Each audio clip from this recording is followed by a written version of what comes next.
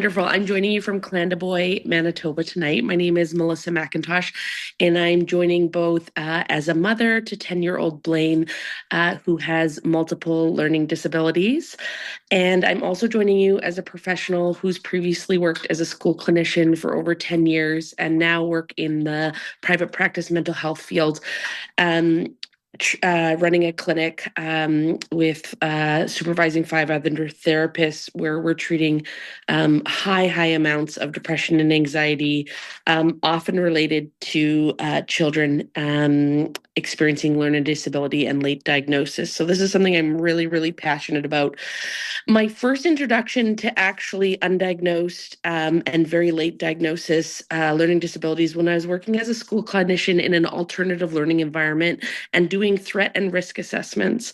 And I started to see a theme that students who were in big trouble come high school, when I read their files and I went back, I was, and we would often move them on through a quick path to school psychology. And sure enough, they'd come up with a learning disability. And I started to think, how did we miss this? And then I began to learn more about this world. I never thought that I would be necessarily a mom of this, and that's where my real passion had come. So I was someone that knew the system. English is my first language. I actually, in fact, have a master's in education and have studied this field for years. And I still was not able to help my own son and advocate in ways that I didn't even know I didn't know yet, because the system was so unprepared for his needs. So where we currently live, reading recovery is still the major trend. I have considered moving because 38 kilometers one way or the other would change his experience, because those divisions are choosing to use evidence-based screeners where we are not. So Blaine is very bright. In fact, when he had a school psychology assessment finally at the end of grade 3, his IQ is in the top 3% of the world. He is so bright, but he has dyslexia, dysgraphia, and ADHD. The school never raised him as an issue one time, and they had zero screening tools appropriately. So at kindergarten and grade 1 and grade 2, when I raised him as a concern, I had the same story as many parents have shared today. He's a boy. Let's wait and see. What I did know, though, there was 4 generations before Blaine, two that had not finished school, and his dad had finished school, but very likely had an undiagnosed learning disability. So with that and the tiny pieces I had learned as a school clinician, I took on advocacy like many of the parents that have come to speak today. And it was one really skilled reading clinician that tested him. And at the end of grade 2, he knew only 6 letters of the alphabet, 0 sounds, and he couldn't write his name. But with that high IQ, he had a very elaborate system, as mentioned by others today, where he could adapt. He could use the nameplate. He could use the letters in the room. He could use peers. He actually, when we really talked to him about it, had different peers identified with different strengths where he'd go for math and for reading and spelling tests. He had a very elaborate system by grade 2 to cope. So once we knew he was finally diagnosed and we'd had a reading clinician and a school psychology assessment, my hope was like, yes, we know, here we go. And that's the part where I'm absolutely in support of Bill 225 to have the mandated screening, because then we know things. The piece that has been missing for my Blaine is all that follows Bill 225. And so Blaine has had very little structured literacy intervention in school. So as a very strong advocate and knowing the system and with my privilege and all those pieces that people have talked about today, I have chosen to remove Blaine from school during afternoons so that he can access tutoring multiple times a week. This obviously impacts him in a broader way, and it is a complicated situation. Living rurally, it also leaves a more complicated situation for us, given that we can't get to places. However, Blaine said something really wise to me this summer after he has been working with his beloved tutor, Miss G. And he said, you know, Mom, Miss G is like a really good pitcher in baseball. She throws really good pitches and I can hit them.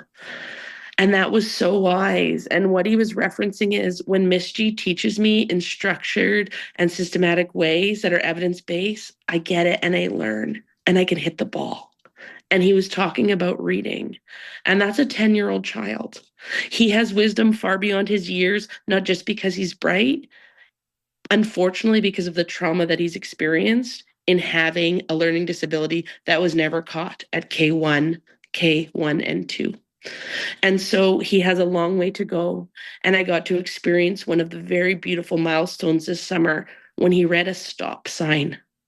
And I noticed for the first time at 10 years old in the end of grade 4 that he could read the word stop.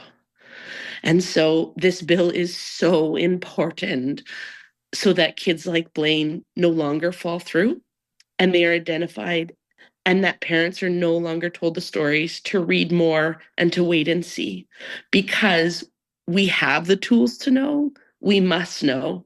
And I'm thankful for all of the work and the advocacy that has been done. And I hope for Blaine and for all the kids to come that the stories will change, because everyone should have the right to read and write their name with ease. And the anxiety and depression that comes is treatable, but it is a heavy, heavy load for families. And while I get to hold hearts and walk with that every day, I know, just as has been referenced tonight, that literacy is actually one of the most effective strategies for digging us out of the mental health crisis of our children. Thank you. Thank you for your presentation. We'll move on to questions from the committee. MLA Lamoureux. Thank you, Honorable Chairperson. And it's been repeated a couple of times now this evening. We can't know what we don't know. And I think that's very, very important that we continue to repeat that, because it's a simple statement, but it speaks so, so clearly and speaks to so much of what's happening right now here in Manitoba. I want to thank you for highlighting the importance of universal screening and its need to be regulated throughout the province, including in Clandeboye, Manitoba. And my hope is that this legislation will pass and no one, it doesn't matter where you live in Manitoba, will have to question again if they have to move 35 minutes in one direction or the other to access the resources that another child may have access to. Melissa, if you'd like to respond. Thank you. I think that's paramount, and the difference amongst divisions. This is why the legislation is absolutely necessary, so that it becomes a mandate. And again, as everyone's spoken to tonight, that the resources follow in terms of training. I appreciated Louis Riel talking about it being a journey, and yes, every division will have their own journey, but this is the start of that journey, especially for divisions that have not yet even begun. Minister Schmidt. Thank you, Honorable Chairperson, and thank you very much, Melissa, for your presentation and your commitment to staying here tonight to speak to this bill. Our government could not agree more with you about the importance of implementing universal early reading screening tools. That's why we did so by ministerial directive. We acted immediately in the spring of 2025. I hope that you are heartened to know that these tools are being implemented and piloted in schools this year. There'll be a full implementation next year so we can capture all these children. I wanted to talk to you about being a clinician. You mentioned the role of clinicians in making these diagnoses, the role of school psychologists. This bill is silent on the issue of clinicians and in fact mandates that teachers perform the screening for learning disabilities. I'd like to hear your comments about that, please. Melissa, if you'd like to respond. Yeah, I think it's I'm a social worker by trade, and then moved into kind of a counseling psychology field. School clinicians are imperative for those higher level assessments, and I think will be necessarily they have an expertise and will be able to support our teachers. As you've heard tonight from many parents, like those resources are pretty limited. Many of the parents who spoke tonight have had to go private for assessment. I had, as a parent, a unique situation where we had a reading clinician, and then the reading clinician collaborated with the school-based psychologist. So clinicians are absolutely necessary. We've reading clinicians, speech and language, and psychology and that social work piece in terms of like all of the systematic pieces and the pieces related to mental health that go along with the learning disability and the systems even outside of the school that families need to support. And we've heard from folks like that tonight. So clinicians will be part of it.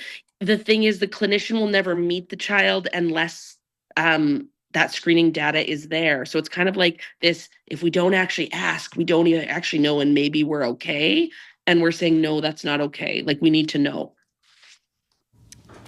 Thank you, Ms. McIntosh. Emily Cook. Thank you, Ms. McIntosh, for your presentation. I think it's been really important and powerful for us as members of the committee to hear from families like yours about your experiences. There are definitely some patterns emerging throughout all of these stories, but each story is still unique. And as a member of this committee, I really value you being here, so thank you. Ms. McIntosh. Thank you for having me. Are there any further questions? Okay, thank you so much for your presentation this evening, Ms. McIntosh.